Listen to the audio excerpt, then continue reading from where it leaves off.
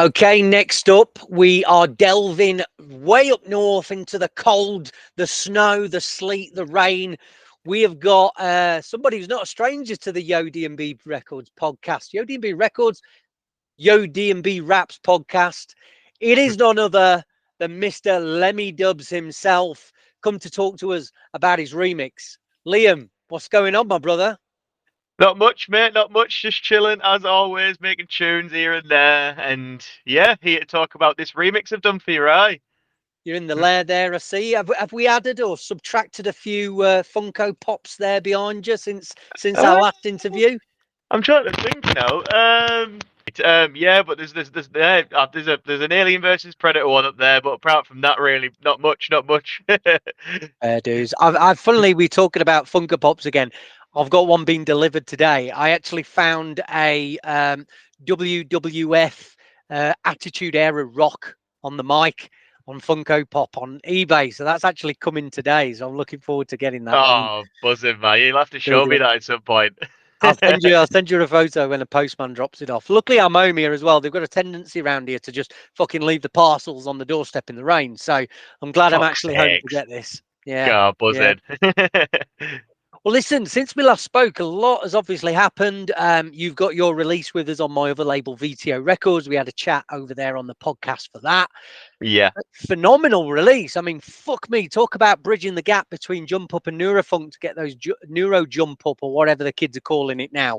And the Trace remix as well. But yeah, that's a pretty savage release you've got with us there, isn't it? Yeah, I appreciate that, man. Like we were saying, it's bridging the gap. It's appealing to a lot of people, that are liking neurofunk, that are liking jump up. There's something there for everyone in it, and I think people are gonna really enjoy it and buzzing with it. Aye. That's it. So by the time people are listening to this podcast, it will have just been released. So you can make sure you can go and grab Lemmy Dubz, the Unsettling EP on VTO Records. Quick plug there for us, Liam. Oi, oi, yes. But since your release on Dirtbox, obviously last year in the summer, you've had a plethora of releases across multiple labels. And one thing I'm really loving at the minute is you're actually dipping into other subgenres of drum and bass, just like your release on Upgrade's label recently, aren't you? Yeah, definitely. I'm quite happy with the music that I'm writing recently. It's within drum and bass as well, because I've been writing a lot more like musical stuff as well as opposed to all the grotty horrible stuff. And doing that, I'm really enjoying it. But when I do come back to what I normally write, I'm noticing that I'm using a lot more techniques from delving into different genres and subgenres. So I'm really enjoying the process a lot more at the moment. I definitely. So was that EP for Upgrade's label, was it specifically made for that label, or did you just put that together because you felt like it, sent it across to him, and obviously he got down with it? Just the second one, really. I'll be honest, man. I just write loads of music and sort of I just kind of like flick through it as opposed to what would fit that label. I don't know at the time when I'm making the music, but when I'm selecting it, when I'm talking with labels, then they were the two tunes that I felt like would fit with them. I. Absolutely. Yeah, I mean, it took me by surprise, but then straight after that, literally, you were sending me all sorts of genres, even a bit of, like you said, up-tempo gabba to anybody who wants to kind of pigeonhole it that way. But Yeah. what's got you down the gabba route then? What's getting you into the distorted 4/4 kick drums? It's like I've been around it recently quite a lot with my friends, and they've been recently putting on nights around here with up tempo and stuff like that too. And hearing it more and more, it gets that spot that sort of the jump up that I listen to gets, where it's all distorted, it's all techie here and there, and I'm just having a lot of fun just making a kick drum and just seeing how crazy you can get with it, to be fair.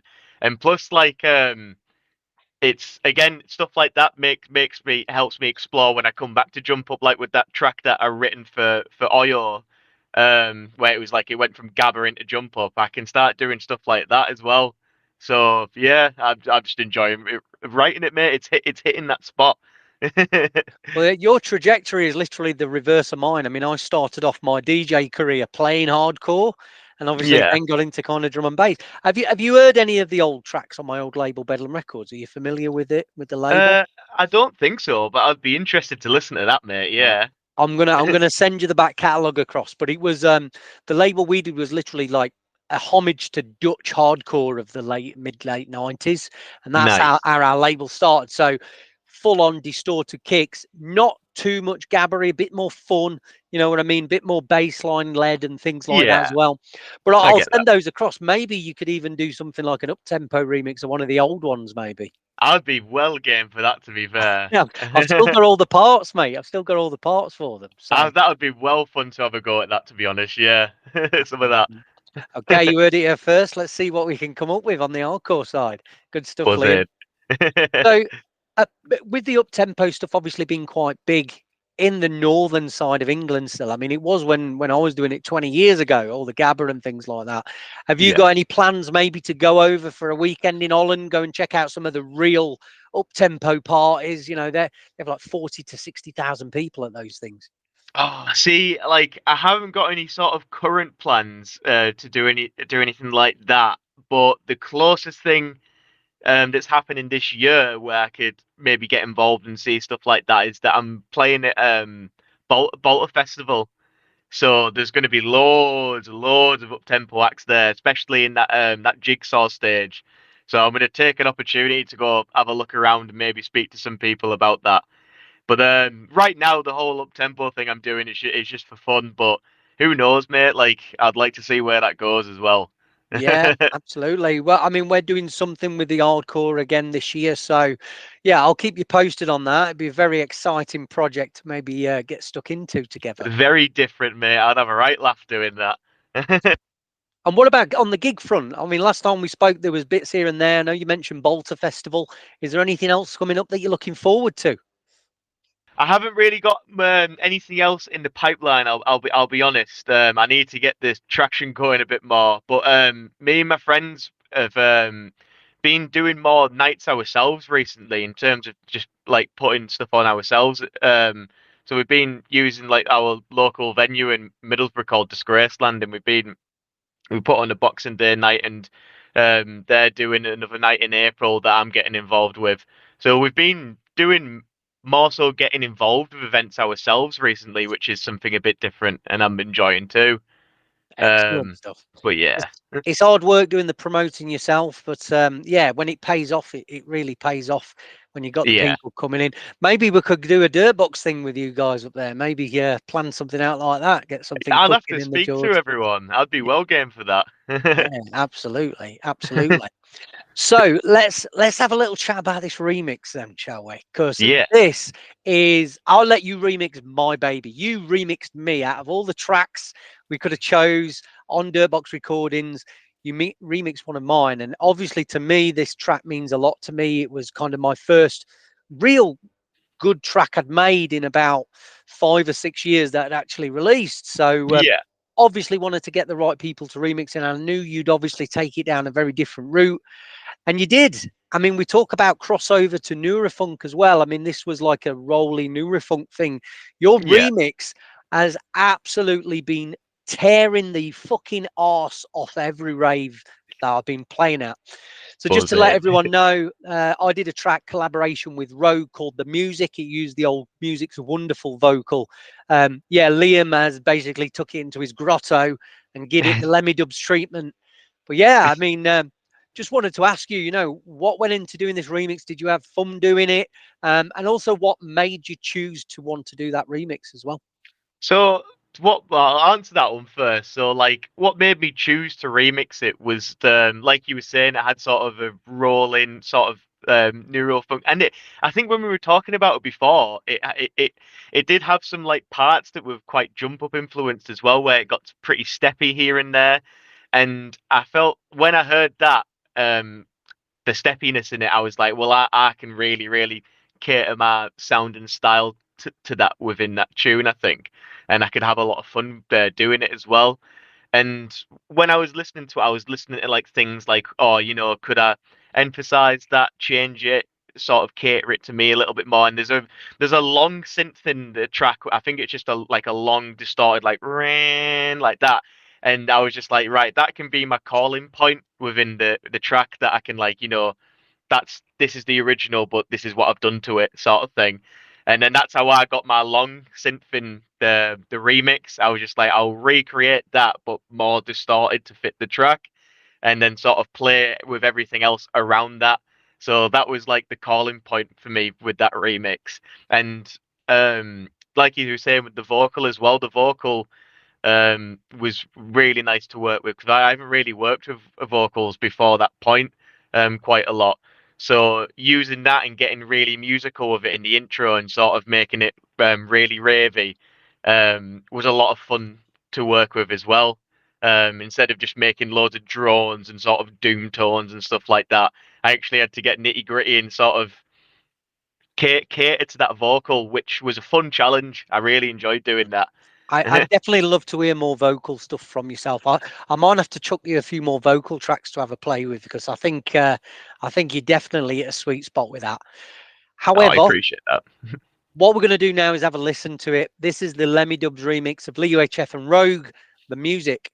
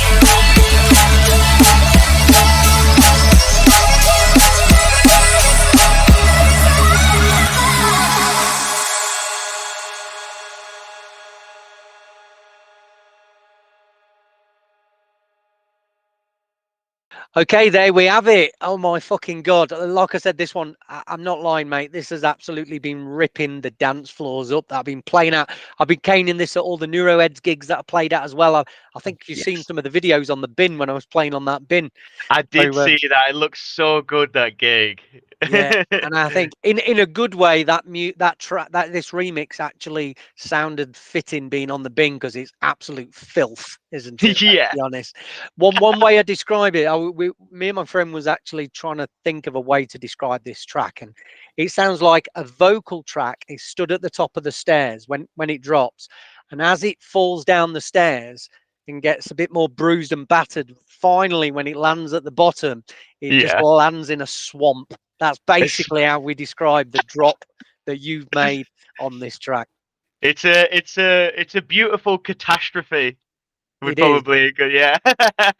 Well, the way you take that big stab, dun dun dun. Oh yeah, it goes more grotty. Yeah, Yeah. that's what I mean. It is. It literally is like that stab's falling down the stairs, getting bruised, and at the bottom just falls into a swamp. I think that's the It best would. way to I describe it. tell you something, it was fun working with that stab, like putting more and more process in it, and I was just like, how horrible can I make that nice rave stab sort of thing? Like, You did. You did. You did. My like when people hear it, they think they're going to hear a nice big vocal, maybe uplifting thing. Yeah, and it fucking turns heads and raises eyebrows straight away, doesn't it? I'm buzzing Absolutely. about that, man. Good stuff, mate. But what's on the horizon for you this year then? I mean, do you have any more releases that you can tell us about after this one? I do have some more releases coming up. I can't talk specifics label wise, but something a release I've got coming up soon that I'm quite excited about is I've got a five track dubstep EP coming out, so going to be revisiting dubstep again this year. And yeah, like I said, it's going to be five tracks, so I'm excited to get that one out for all the dubstep heads. And what But label is that going to be? um, I'm not see. I'm not sure what I can say at the moment. Got Otherwise, you. I would confidently talk about it. Yeah, That's but okay. it's when it comes out, it'll be a label people know for sure. That's Definitely. great. That's great to hear. And before we let you go, Liam, I just want to ask you, what does it mean to you to be on a monumental milestone release like this for Dirtbox? It's our 50th release. It's one of the biggest compilations we put out, all remixers, all fresh remixers. And of course, it's the 5th year that we've been running as well. Oh, it means a lot, man. Like considering we met each other, we've probably been like maybe a year and a half ago, 2 years ago now, and to see where you've come as Dirtbox and me sort of coming along with you, it's nice and humbling to see and really nice and humbling to be a part of with you as well. So I appreciate the opportunities each and every mate, and you should be proud as well. You smashed it all over. Oh, big up, mate. You too, buddy. I mean, obviously, I fucking love your music. You know that. This remix is my #1 track for the past year. 100%. I think you nailed it. You've hit it out of the park. It's my favourite bit of work you've done as well. Oh, And thanks, man. yeah, you've always got a home with us, mate, on Dirtbox. Absolutely. The name fits your sound quite Yeah, quite adequately, doesn't it? absolutely, mate. Absolutely. Straight to the point, I think. That's it. Liam, thank you very much for your time, buddy. We really appreciate you being on the show again. So yeah, check it out. It's out now. It's Lemmy Dub's remix of Leo Chef and Rogue, the music. Catch you soon, Liam. Yes. So I'll catch you in a bit, man. Cheers. What's up, everyone? Leo HF here, the host of DNB Wraps. Thank you for watching our videos. If you like what you're hearing and seeing on the channel, please make sure you're subscribing to it. Please make sure you thumbs up the videos, and more importantly, let's get some comments going as well. It really helps the channel, and in order for us to provide this content to you, we do need the channel to grow. So we can't do this without your help. Hope you enjoy the video. Speak to you soon.